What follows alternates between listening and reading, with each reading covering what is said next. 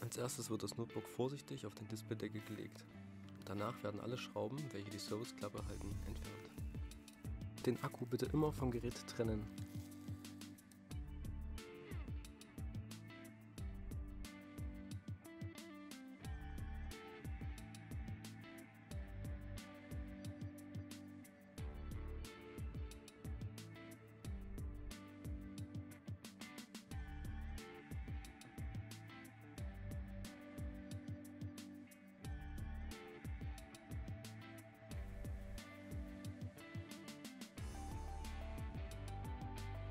Die hier markierten Tastaturschrauben lösen.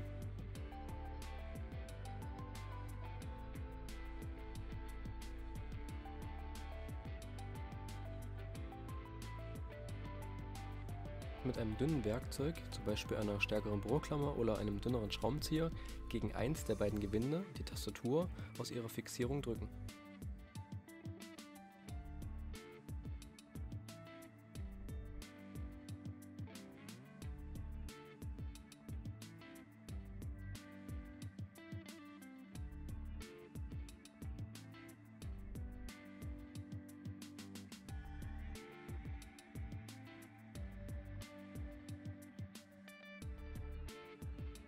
Die Tastatur vorsichtig abheben und auf die Tasten legen.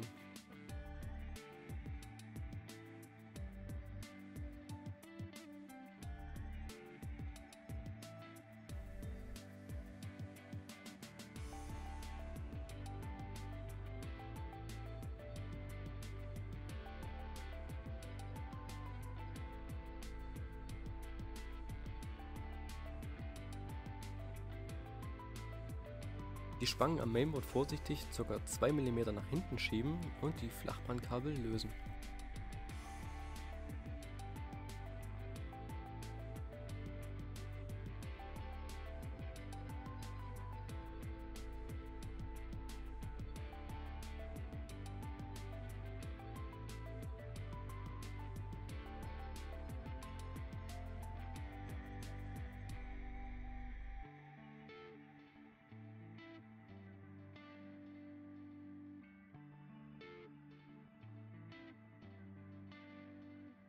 Beim Wiedereinbau der Tastatur ist darauf zu achten, dass die Flachbandkabel bis zum Anschlag im Anschluss stecken und die Spangen fest geschlossen sind.